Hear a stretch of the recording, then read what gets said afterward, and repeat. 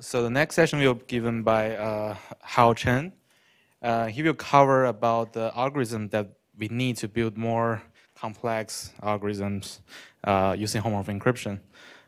We have been giving very basic examples, things that you can easily use the functions to build. While in this talk, there will be like nonlinear functions or linear operations with larger dimensions that require some algorithm or optimizations to work. So let's give him a welcome and let's start this session. Okay, thanks. Can everyone hear me in the back? Okay, that's good. Thanks for the introduction, and I wanted to start by thanking the organizers here for organizing this event, and importantly for all of you for participating. I think it's really great. I know lots of you have traveled long distance, and maybe some of you are getting some jet lag for this last talk in the day. I'll try to keep it kind of relaxing, and feel free to stop me with questions if you have any, and we can go at any pace you want. So I wanted to talk about some of the techniques that we use in the privacy-preserving machine learning, and I wanted to focus on the homomorphic encryption. So, but let me first start by doing some introduction of our group. I don't know if we have done that formally, but I think you guys all did a wonderful introduction of yourselves in the morning, and I think this event is more for us to also connect with you so that we get to learn more about each other, and potentially in the future we can have some opportunities to collaborate. So we are the cryptography and privacy research group at Microsoft Research in Redmond, and our task, the major goal, is to research on the new cryptographic methods and applications. And we have developed several focuses along the years. And right now we have these several areas of focus, which includes the homomorphic encryption, multi-party computation, and some other protocols and primitives we are interested in, zero-knowledge proofs, ORAMs, attribute-based encryption, and etc. And we also like to work on things like compiler and hardware accelerations for the cryptography primitives. And currently our group consists of, I think it's 7 members. So Christine, Wei, Yongsu, Kim, myself, Melissa, and Esha. So you can learn more about our group on the MSR website. And also feel free to chat with any of us. Okay, so, and also maybe just to motivate the talk, I wanted to talk a little bit about why I think that we should work on the HE. Well, I don't know if you need such a motivation because you're already here, but I guess for me, I think HE is an interesting area to work on for various reasons, but just to highlight 2 of the possible reasons. First of all, it is still a relatively new research area, and there are many open problems that are still to be solved. Just for example, right now, all the most efficient HE techniques are based on the lattice assumptions. And lattice assumptions right now, people believe that it's post-quantum. But we actually don't have any efficient constructions that's not based on lattices. So I think that's some interesting question to think about. And also for the practitioners in the audience, I think HE has this reputation of being inefficient, but actually I think over the years people have proved that at least it can be efficient for certain computations. So even though maybe you're thinking of building an end-to-end solution which has some privacy guarantees, HE might not be the sole solution to this problem, but you can somehow use it as part of the solution. So, and for example, there's this, if we use this currently best lattice-based HE technique for the linear operations as a substitute to the classical additive homomorphic encryption systems, then it is already very fast, and overhead is kind of low. So actually, it can be used today as an efficient solution. So, okay. And I do have an overview of the talk. So I will talk very briefly about some of the different techniques of doing the PPML. But I will just pass through that very quickly because I'm not an expert in those fields. And then I'll go to the HE specifics, maybe just kind of go through some examples of how we would go about building some applications which does some machine learning over encrypted data, and what are the challenges, and what are some of the algorithms or improvements that we made. And then in between these topics, I'll try to make some additional remarks or like short tips about what we should think about when we are building these solutions. Okay. So I thought a little bit about when we talk about leakage in the machine learning, what are we talking about? And roughly, I think we can classify these leakages in two categories. But if you have some other opinions, let me know. So there's this explicit leakage in the machine learning where, for example, if some company is collecting all its users' data to train certain machine learning model, then this data is supposed to be known to this company. So you're, in some sense, just directly contributing your plain text data to whoever is running the machine learning algorithm. And when you're doing inferencing, for example, if I'm submitting my whatever kinds of data, for example, it could be medical data, it could be genomic data, or it could be something like what kind of movies or books I like. And that kind of data for inferencing is also directly learned by the service provider. And there's also kind of the model leakage where, for example, in some of the scenarios for machine learning, for example, federated learning, you might have heard that the service provider actually deploys a model to the user's device. So in this case, you must ensure that the model itself is not leaking too much information about the training data, for example. And in a lot of the cases, also the model is considered kind of a valuable asset, so you may not want to leak it to anyone else. And there's also implicit leakage in the machine learning, where I can give two examples. First of all is that I think many of you also have worked on or heard about adversarial machine learning. So in those cases, it's possible that the final model leaks some information about the training data. So this is not explicit in the sense that the model doesn't just directly output part of the data, but you can often kind of you can infer some information about which data is used in the training process. And another kind of implicit leakage is when you think of inferencing and someone is making a lot of queries to a certain machine learning models. And you know that if the model is simple enough, then by making enough queries, you can actually just reconstruct the model. So this kind of leakage is not explicit, but it's implicit in the sense that every time you make such a request, you are learning some function of the sensitive data. And with these types of leakage in mind, we can talk about the different kind of protection mechanisms. So I have listed differential privacy, federated learning, and some cryptography techniques. So for the differential privacy, we can think of it as a meaningful notion of privacy for large databases and for kind of coerced type of computation. For example, it could be that the database is a long list of numbers, and we're trying to get some kind of histogram or the top 10 of all the numbers. So in these cases, the technique is to kind of add some noise in a structured way so that the final result of the computation doesn't let you identify whether a given individual is in this data set or not. So this can happen in training, for example. I can deploy differential privacy, which makes the guarantee that just from the trained model, nobody can identify whether a certain person's data is used in the training.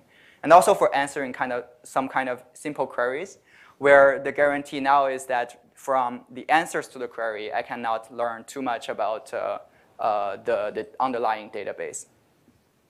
And there's also federated learning, which turns this explicit leakage of a user's data into some implicit leakage, where if you think about how the data contributes to a machine learning model in the training, you actually use this data to compute some functions on them, and then you use these maybe gradients to update your model. So for the federated learning, you take a lot of users, and then you average their gradients in some way, so that only the service provider only sees this aggregated gradient, which supposedly doesn't leak a lot about each individual user's data.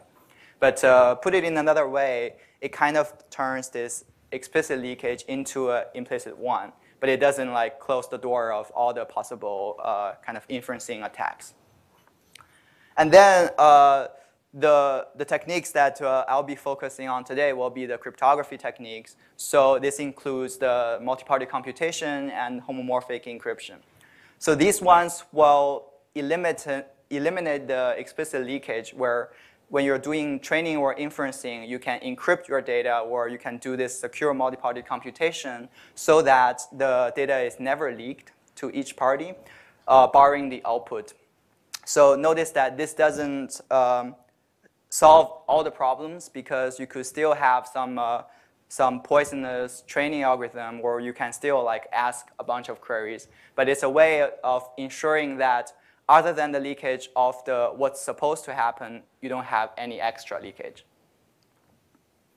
Okay, so with that, I'll talk about homomorphic encryption specifically in PPML. So homomorphic encryption can allow secure inferencing and secure training in a semi-honest model. Here, the semi-honest just means the parties are supposed to follow the protocol, but they're trying to learn more about your private data. So a simple workflow in the two-party case goes by having the client encrypt its query and send it to the server. Server, which is holding a model, will evaluate this machine learning inferencing function and generate an encrypted result. Finally, this encrypted result is sent back to the client, who can decrypt and get the final inferencing output. For the training, let's suppose that you have two parties each holding a part of the training data set. It could be split either horizontally or vertically, but you can have any arbitrary party encrypt its data set and send to the other, and the other party does all the training on the encrypted data, maybe just throwing in its own plaintext training data and generate a final model, and then we have some mechanism of sharing the model between the two parties. So this is roughly like how HE has been used in this PPML domain. So, I'll talk a little bit about the literature. So it actually starts in 2012, just 3 years after the fully homomorphic encryption invention, where there was a training algorithm for a simple polynomial model. And this is work done inside our group. And also in 2015, we have used homomorphic encryption to do secure inferencing for specific kind of neural networks. So here the color coding is that the blue ones are for training, and the red ones are inferencing, and the green ones are inferencing with hybrid solutions. So in 2017, there's some work about using homomorphic encryption to train logistic regression models. And there's also more and more efficient ways of doing inferencing on neural networks. And the 2019 sees like even some incorporation of these automatic compilers, which takes input a neural network and output a program which you can just directly evaluate using, for example, SEAL or any other homomorphic encryption library. And obviously, I think there's a lot of room for going forward, improving this kind of work. For example, if we look at the training, there isn't a lot of efficient solutions going beyond the logistic regression. So for the neural networks, I think these current state-of-the-art results still doesn't evaluate kind of very deep neural network with perhaps more than 50 layers. So those are things that I think it's interesting for the future work. And OK, so I'm just going to take logistic regression, for example. So if we really simplify all the machine learning training process into a single gradient descent step, then it looks somehow like this equation, where we have this weight vector W, which is encrypted.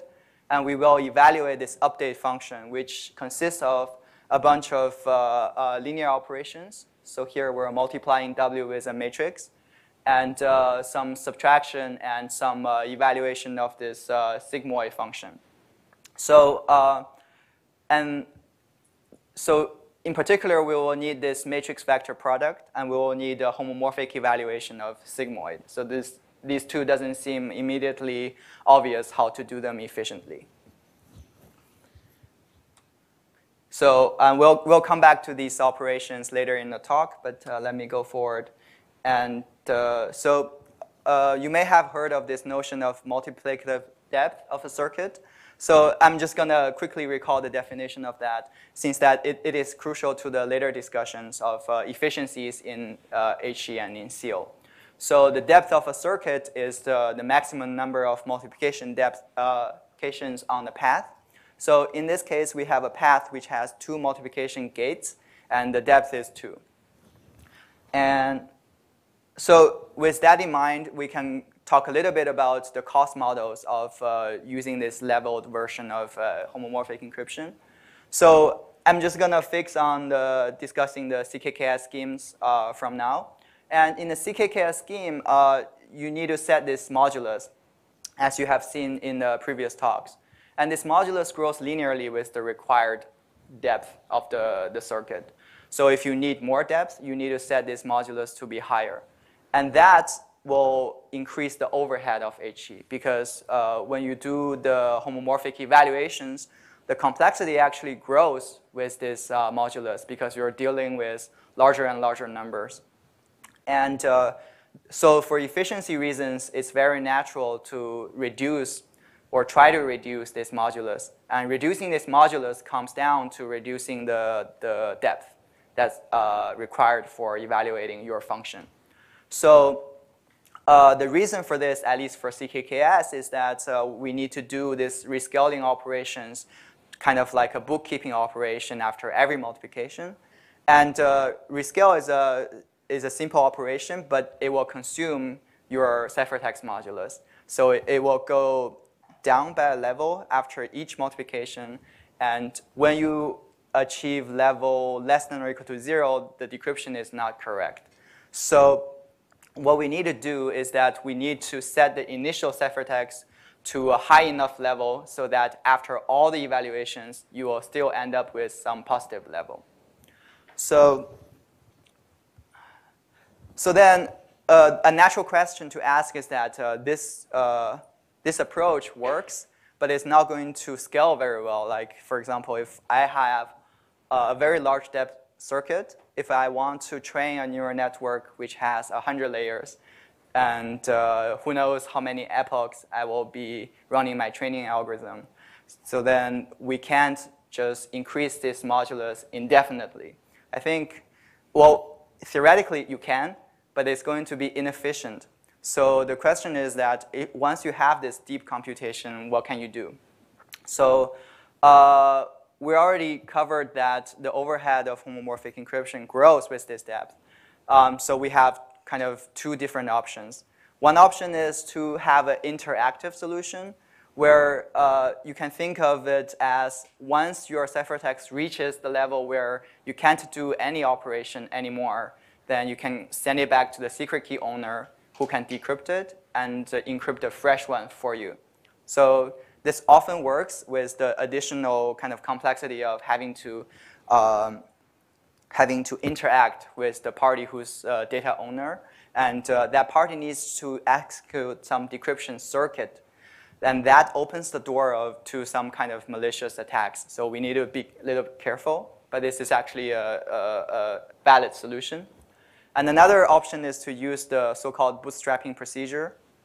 And in that procedure, you will just send the encryption of your secret key, and the server will homomorphically do the decryption.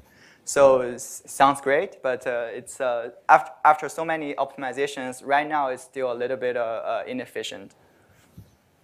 But the benefit is that now you don't have this interaction between the party who's doing the computation and the party who's owning the data. So just one slide about bootstrapping, and I'll go forward. So as I said, bootstrapping is computing the decryption circuit homomorphically. So the workflow is that you start with a ciphertext and the encryption of the secret key, and then you perform this evaluation of the specific circuit, which is the decryption, and then you will end up with the encryption of the message, but possibly with more rooms for further computation. And if you have just like a one-sentence comparison, I think the SHE or leveled SHE is kind of like rockets. So if you want to reach further away, you need to kind of build better rockets, but they probably kind of also have more weights, and it's more costly, which corresponds to changing the parameters. FHE is kind of like a car. I mean, our car is not as fancy as a rocket, but you know, the analogy is that if you remember to fill the gas before you run out of gas, then you can go indefinitely, like there's no limit of how far you can go. And so this one just explains that if you have a kind of simple computation, then using SHE is often much more efficient. But if you are really considering a computation which can run off even like depth thousands or hundreds of thousands, then there's at some point there's a crossover point where you may want to consider the FHE. But for this talk, we'll just solely focus on the SHE. Okay, and now for the second part of the talk, I wanted to mention some algorithms that we want to build on top of the existing HE schemes. So the motivation for this is that we thought about you have maybe seen from the previous talks that HE can be used in this SIMD fashion, and it's very efficient. So what it supports is kind of these operations where you can add two vectors, you can coefficient-wise multiply two vectors, and you can rotate vector. But a lot of the computation you want to do doesn't consist of these operations. So there needs to be some efficient translation of your computation into what's efficiently done by the HE schemes. So that's what I will talk about in detail. Okay, so first of all, what do we do for nonlinear functions? Or more narrowly, what do we do for the non-polynomial functions? So here, the example I'm taking is the sigmoid function. So it's scaled by 10 a little bit just for the picture to look nice, but it's basically the sigmoid that you use in the logistic regression. So because this involves this exponential and divide, which is not amenable in HE, what we need to do is to approximate it with a polynomial. And what we know is that for any given interval and any function, we can approximate this function pretty well as long as we have a polynomial of a high enough degree. So this means two things. So first of all, we need to have this knowledge of what is the interval that will be approximating our functions. So let's say we always know that if we're evaluating this function, this input is going to be between -1 and 1. Once we know that, then we can design these approximations and computing these polynomial coefficients. And then once we set some threshold for tolerance of error, we can have a good polynomial approximation. So usually people take this measure of infinity norm to measure the goodness of approximation. And but oftentimes it's not necessary to output the best approximation. But I think at least a lot of times, I use this Chebyshev interpolation to find a good polynomial approximation, and it's usually sufficient. So here in this picture, I have the function itself in blue, and the 3 different color curves are the Chebyshev interpolations of degree 3, 5, and 7. Okay, and that's the first step. Once that's done, we need to efficiently use HE to evaluate a polynomial. So suppose we already know these polynomial coefficients, these AIs. There are multiple ways of evaluating the polynomial if you think about it. So maybe like in the plain text, you can have many efficient ways, different ways of doing it. But in the HE, because the cost model is different, we should think of how we should evaluate this polynomial in order to make it the most efficient in HE. So the first method is the classical Horner's method. So we can write this polynomial evaluation as a bunch of additions and multiplication by x. But this requires n levels, as every multiplication by x will consume 1 level. And as we have seen, having a lot of levels is not good for the efficiency. And the second idea is to use this kind of tree-wise computation, where we forget about these coefficients AI for now, but just focus on computing all the powers of x. Remember that right now x is encrypted. So we can compute all the powers in a tree, where the highest power of x can be computed using only log n levels. So this is good, because then after we have all the powers, we can just do a dot product with all the coefficients, which is supposedly in plain text. And then we just need log n levels. And this doesn't require much more computation, so it's good. And with the smaller levels, sometimes they even allow us to go to smaller HE parameters, and it's much better efficiency. And the reason that this works is because this level notion is not multiplicative, but rather it's kind of like a max construction where you have 2 ciphertexts and you want to multiply them. The resulting ciphertext will have a level, the maximum of the 2 input plus 1. So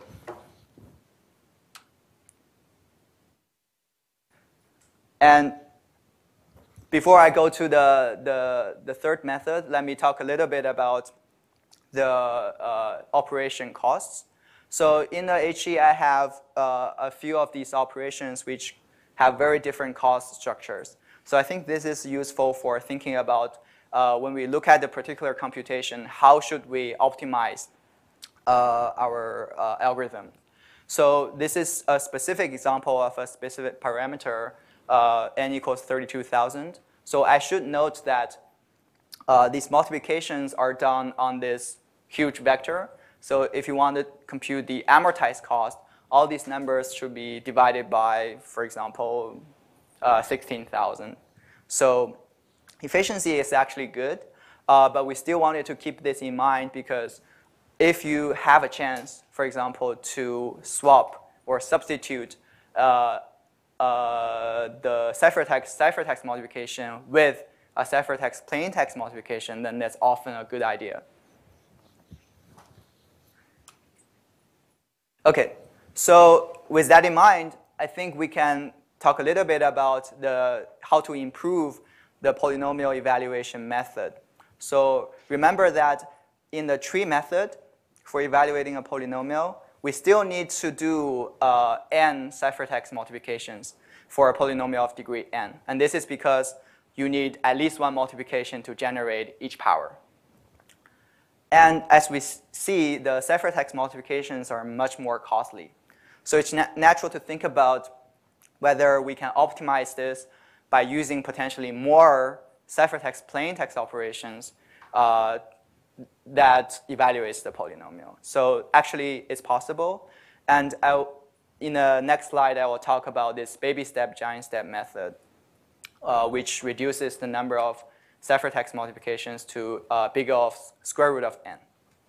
And there's some more advanced method which gives you another save of constant factor, but it's too complicated. And we can look it up, but it doesn't fit in the talk. So in the Babystep-Giantstep method, let's assume this degree is a perfect square, and it can be written as n1 times n2, where the two might be similar or equal. And then this evaluation can be written as a double sum, where you only have a sum in the inner summation with degree root n, and then this is multiplied to a big power of x. But if you count the number of multiplication, it's small. So, the reason is that, notice we only need to compute the multiplication between the x to the j times n1 and all the sums. And we only need to compute all the powers of x to the k, also to bigger of square root of n. So in this case, we just need to make sure that the level it consumes is not much more than the tree method, which is log n. So, but there's a simple calculation, but we can actually show that in this case, the level is just maybe one more than the tree method. So the Babystep-Giantstep is a good method in the HG case for evaluating these polynomials. And if you think about it, I don't know if it really makes a big difference in the plain text case, where you don't have the HG, everything is on plain text. Maybe you don't even worry about these evaluations. But in the HG, let me show you in some code examples that it actually could make a difference.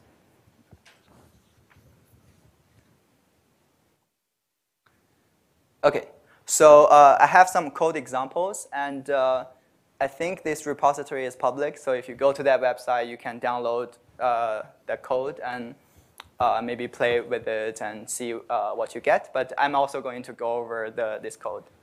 So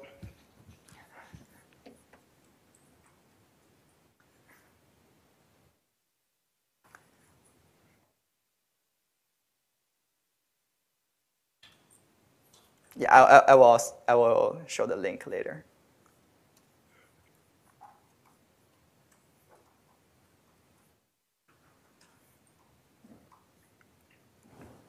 Okay.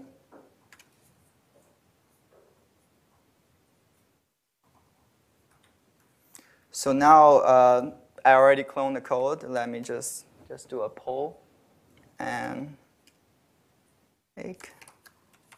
So if you have cloned the code, and I think you just need to do cmake and then make, it will generate two executables. One of them is called polyeval in this bin directory. Let me just assume it's done. And then it will say that I want to do this example of polynomial evaluation, and you should enter a degree. So I think if you enter anything that's other than 15, it will crash. But it's just because I only coded it for this degree. Okay, and once you enter this degree, it will let you select a method. So there are three choices. One is Horner, and the second is the tree evaluation. The third one is the tree evaluation plus this Babystep-Giantstep. And we'll take a look. So I choose this Horner's method. It didn't freeze. I think it's just generating the parameters. OK, it's done. So I will explain a little bit what this code is doing. So it's selecting this input x, which is fixed to be 1.1. And it randomly generates a polynomial of degree 15 with these coefficients. And then it will use the Horner's method to encrypt x and evaluate this polynomial to generate the encrypted version of the p of x. So it requires about 2 seconds, if I'm correct. And here I printed out, because this is using the CKKS scheme, we understand that there could be some error in the evaluation. And here I printed out the difference, which is about 0.001. So the accuracy is OK. And now let's go to the second method, which is the tree evaluation. So it just finished. And this is much faster, about 6 times faster than the previous. So notice that this is true because due to this tree method requires much less level, we can select parameters which are smaller. And smaller parameters means that usually you have much better performance. And now let's do the tree evaluation plus the Babystep-Giantstep. So it's even a little bit faster than the previous technique. So remember that the degree is 15. So if you work out the math, you roughly get like half of the required ciphertext multiplications, which is dominating the cost. So yeah, feel free to play with the code, but right now I will go into the code to show you some of the implementation details of how you do these things. Okay, so the first one is the Horner's method. So in this case, I set the parameters and generate some keys and sample the polynomials, encrypt this input here. This is common to all the 3 methods. But then what I did was, so remember that the Horner's method is a for loop. So in each iteration in the loop, I do this multiply of the current evaluation with the encryption of X. And then there are some bookkeeping operations, other bookkeeping operations. And then I have this addition, which adds the plaintext coefficients to the temporary sum. So the reason that this is so costly is because every time I do this iterations in the loop, I need to do the rescaling operation, and that requires 1 level. And this is the reason that I need to have at least 15 levels for the initial encryption. And although the levels kind of peels down when I'm doing this evaluation, you still start off with a quite large ciphertext, and that contributes to the inefficiency. And now let's go to the second method. So the second method is kind of much better, and we can already see it here. So here, we don't really have to select that many primes in a coefficient modulus where basically the level required is only logarithmic in the degree. And for this reason, we can also select a smaller ring dimension, which is called polymodulus degree here. And the rest is almost, up to here, it's almost the same. We're just randomly selecting a polynomial. But the interesting happens where we compute all the powers first, and then we do a summation, which is kind of like a dot product, which is also present in Kim's talk. So the reason that this is much faster is because of the smaller parameter. So I think this is interesting. And for the interest of time, maybe I'll just leave leave it to you to check out the third method, which is the Babystep-Giantstep. It actually kind of requires some effort to implement. It's not completely trivial, but I think it will be interesting to take a look and see what's going on there and how would you go about implementing it.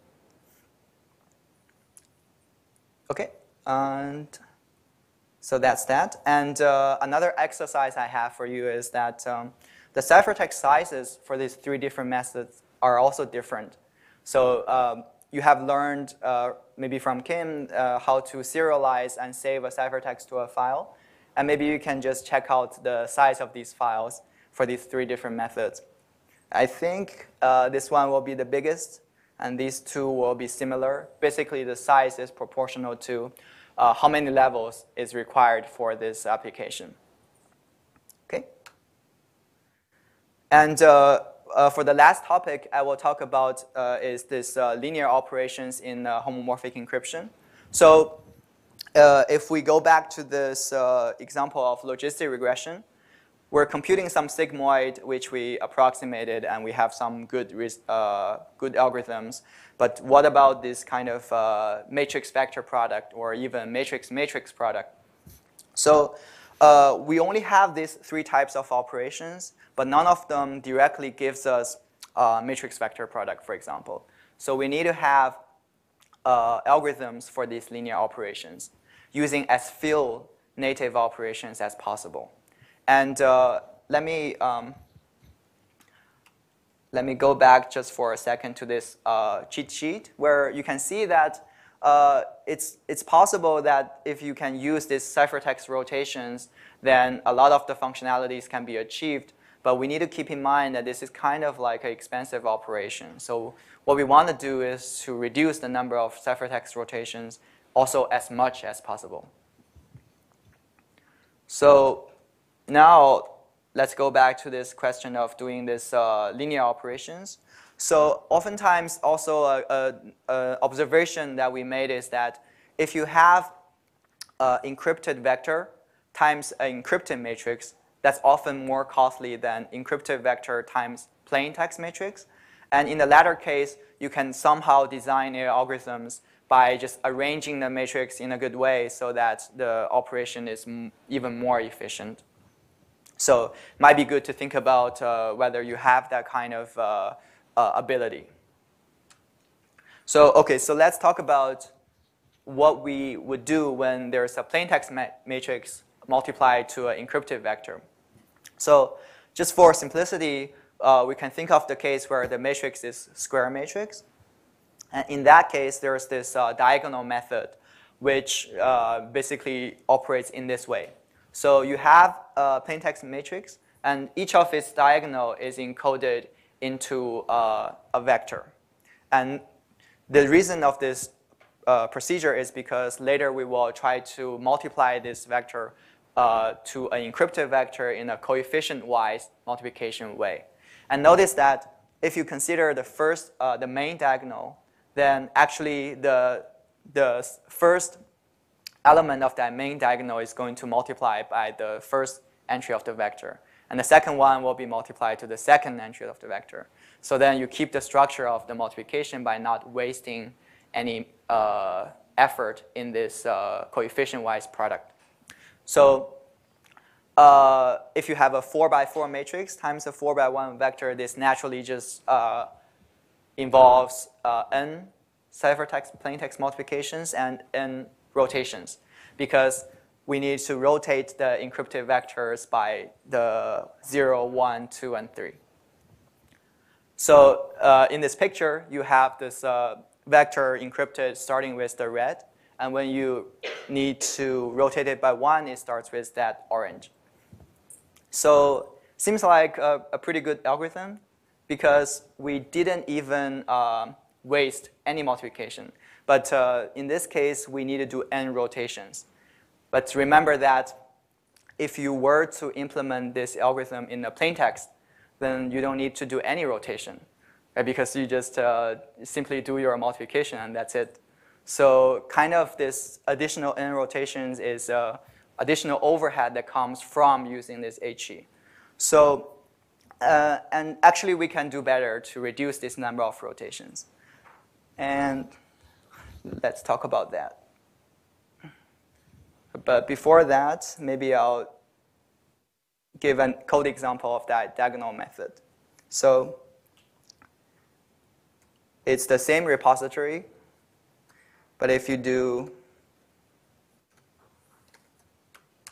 I think it's called MV product.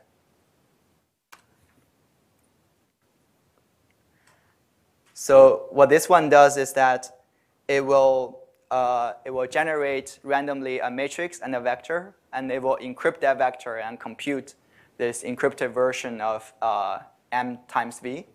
And it will decrypt that and compare that with the plaintext result. So also I'll show you that, that code.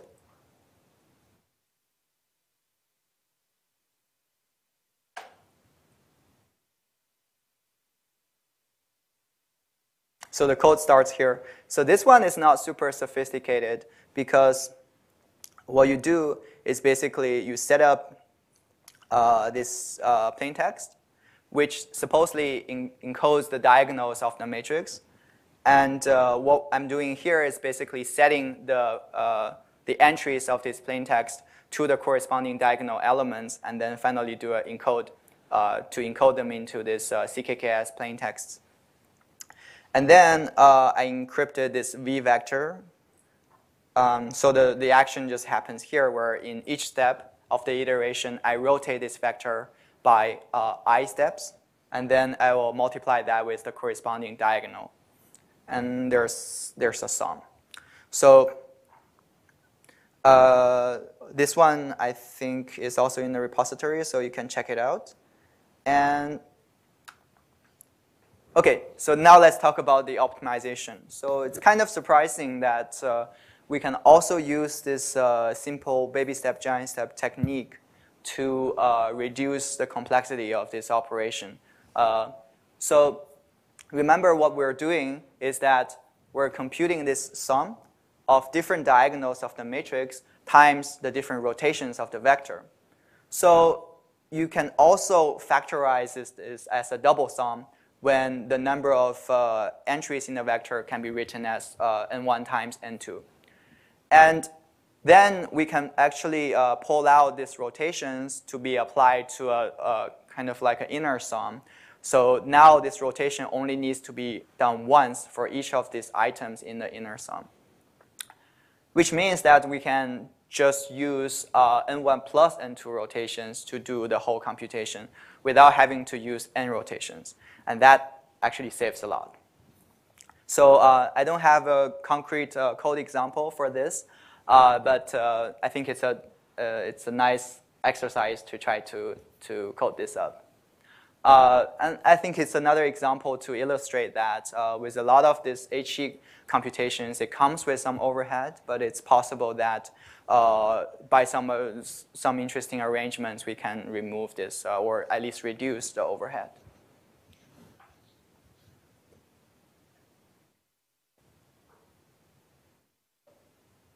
OK, so the previous method works when the matrix is square. So you may want to ask that, what happens if I have a general rectangle matrix?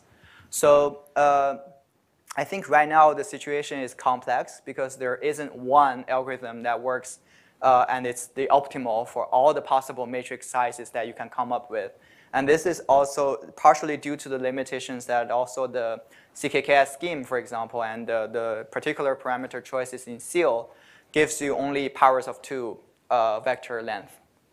And but fortunately, I think in the special case where you have a matrix which has more columns than rows, and suppose that the number of columns is a multiple of the number of rows, then there's a hybrid method which kind of like uses this diagonal method a little bit and gives you good efficiency. So let's look at that. So now suppose you have a matrix times a vector, and instead of a 4x4 matrix, you have a 2x4. Then what we could do is to kind of extend the notion of diagonals and encrypt 4 entries inside one of the, sorry, not encrypt, encode 4 entries in this one vector. And then we still doesn't, we're still not wasting any of the multiplications by just doing one rotation. I can compute all the necessary products. But now the problem is that I got this intermediate results, which is some kind of partial sums. And then these partial sums needs to be aggregated further in between the slots in order to get the final result. So the difference here is that now the result is only a vector of size 2. Here it's represented by the 2 numbers A and B. But now I have 4 slots. So each of these slots contains some partial sum about this A and B. So what I need to do further is to do a rotation and summation.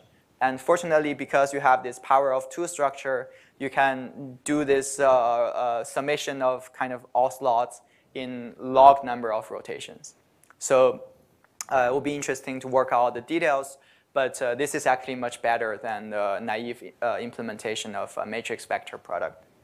And notice that in all these cases, the primary goal is to reduce the number of rotations, which is supposedly complex.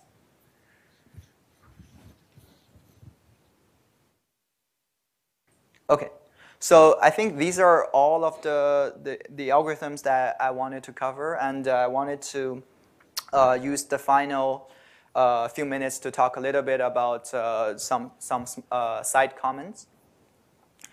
So first of all is a remark on the circuit privacy.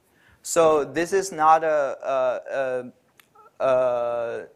meaningful notion if you're only using the homomorphic encryption for outsourced computation, because then the computation is kind of known to the secret key owner already. So for example, if I'm the only data owner, I just want to offload my machine learning computation to some server and not doing that computation myself, then it's okay because the function that I supposedly want to evaluate is known to me. So even though in the end it's leaked, it's perfectly fine. But it could potentially be a problem if you're designing applications using homomorphic encryption that involves sensitive data from two different parties, for example. In that case, you might be thinking that it's possible to just let the other party perform this plain text ciphertext computation. But then the resulting ciphertext might contain some information about the plain text, even beyond what you are supposedly learning. So this is interesting problem both in theory and in practice. And I think there are no very satisfactory solutions to this. There is kind of like an efficient solution of just adding some noise. If you add a large enough noise, then you can prove that this other party's sensitive data isn't leaking through this additional noise. But it's kind of a weaker guarantee, only statistical, so that in the future, if we want to use this for two-party kind of applications, we may want to think about how to manage this issue. So, and then I think I can conclude by identifying some of the, yes? The microphone. For the previous case, if we transform the whole computation to be oblivious, we still have the same problem? So the question is that if your computation is oblivious, would you have the problem?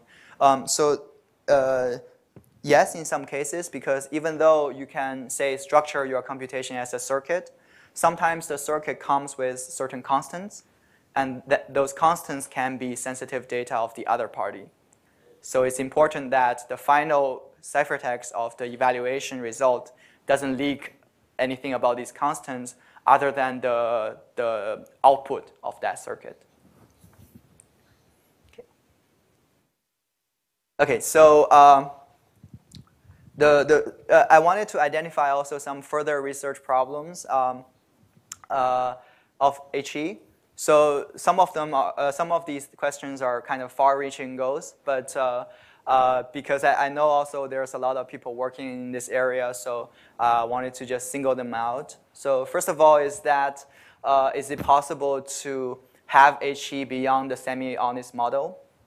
For example, we could think about adding some guarantee where even you have a malicious evaluator, you can still make some guarantee about the final ciphertext doing kind of reasonable computation. And second one is that in the case of privacy-preserving machine learning, usually in the machine learning, there will be some kind of preliminary steps where you decide which model to use. And after the training, you will try to validate the model using some of the test data. But this is it's not clear, at least 100%, how to integrate these into the HE framework. So I think this was also briefly mentioned in Arun's talk that if you want to do some kind of retraining, it's not entirely clear that how you would go about doing that using the HE. Because HE is kind of, you need to specify the computation and in the beginning. So if you're doing some training, then you need to specify the step size, and how many steps you're taking. And these things are often decided, at least in the plain text case, you decide that after you have taken some look at the data. And another question is whether we can have a deeper integration with MPC. So I think there are some works in combining HE with MPC to design fast end-to-end solutions. But whether I think there could be some more efficient ways of integrating them, like providing the good connectors of these two primitives. And I'll skip that faster FHE part. And the last one is what I wanted to talk about more, which is right now all the HE and MPC, and I think even some of the zero-knowledge proof primitives deals with the circuit model, which means that we have to structure our computation as a circuit, whether it's binary or it's arithmetic. So that's great, but I think also a lot of the computations that people actually do, in ML at least, it's not so much of a fit into the circuit model, or if you fit it in a circuit model, maybe there's a big expansion of the cost. So I'll say one example where so there could be kind of a lot of algorithms that train a decision tree or a random forest, or there could be like a lot of training algorithms in ML which has a stopping criterion. So the stopping criterion usually can be expressed as you have a model after several steps of training, and you check some criterion holds or not. If it holds, then you will stop the training. And if it's not hold, then you will keep going, possibly modifying some of the parameters or not. But doing this branching is hard to do in a circuit, as we might know. So it doesn't actually, if you want to preserve the full privacy of the data, it doesn't actually save you anything because you have to evaluate the both branch. So, so this one, I think it's an interesting question to think about also. So I will stop here and have this slide up for some references to certain papers and some links, and I'm happy to take questions.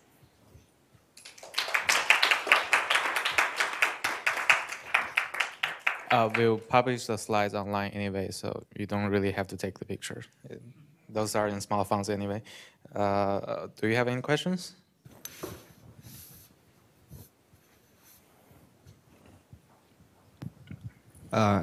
So this semi-honest threat model, it seems like a bit weird to me at least, because like how would you distinguish between like say the server, for example, how would you distinguish between a server that uses a good model versus a server who simply how would you distinguish between a server that simply uses like a bad model and a server that like deliberately uses a bad model? Mm-hmm.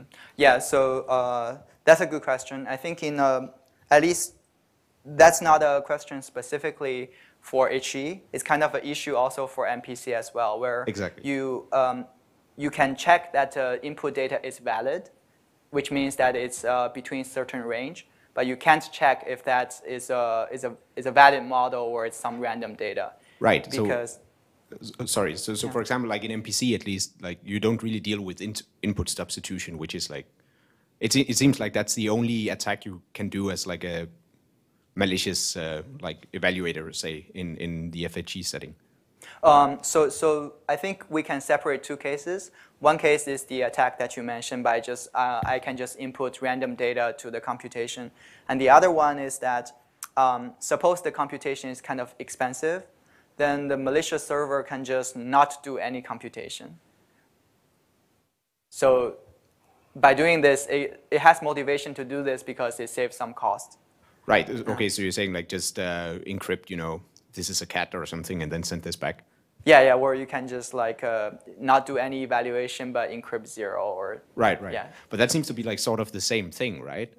Because I could have a model that is just like terrible and just says like this is a cat to everything. Yeah. That's true. So I think what could be done is that after you get the result, if there is some way to use a different channel to validate the result, then it kind of can help Sure. with that. But first of all, I think we should have a way to ensure that the server is evaluating, kind of executing certain given computation. So this makes sense, for example, in the outsourced scenario, where the server doesn't have like a private model as input. So suppose I just have like a huge computation that I wanted to outsource. Then I want the server to be able to verify to me that it actually does that computation instead of just returning some kind of garbage data. Right.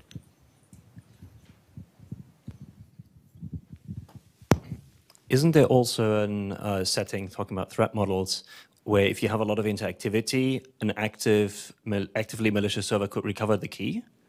I remember something of that nature, right? Yeah, so yes, so in the case where you have a lot of interaction, and those interaction involve some client decrypting and sending back stuff, then if the server is malicious, it could possibly try to kind of forge some ciphertext where it can learn about the key through the decryption. So yeah, so I think that's another valid point where we also need this kind of defend against the malicious servers. So if you can prove that the ciphertext you send to this secret key owner is generated through some authenticated or like some valid evaluation, then the risk of leaking the key is smaller, or you can even reduce that risk to 0. Yes.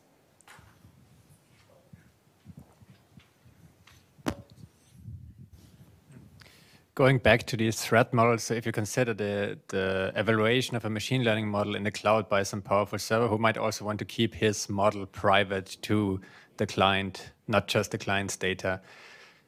So at least you leak the levels of the computation because the client kind of needs to choose the input parameters in a way that the computation can finish on the server side, right? So is this a problem in the ML community if you leak the meta parameters essentially of the machine learning model, or is this fine? So that's a good question. And I think I once asked one of my machine learning colleagues, and he said it's fine. So I just take his word as granted. But I think at least for the neural networks, oftentimes the structure of the neural network is okay to leak because they often have very similar structures. So the sensitive things is the actual weights in the neural network. So you can say, okay, the client can know, for example, this neural network has 50 layers. And it can even know, for example, some more fine-grained things about what these layers consist of. But I think what's really going into the training the model and is the final weights. All right, let's thanks Hal again. Oh, sorry, there's one more question.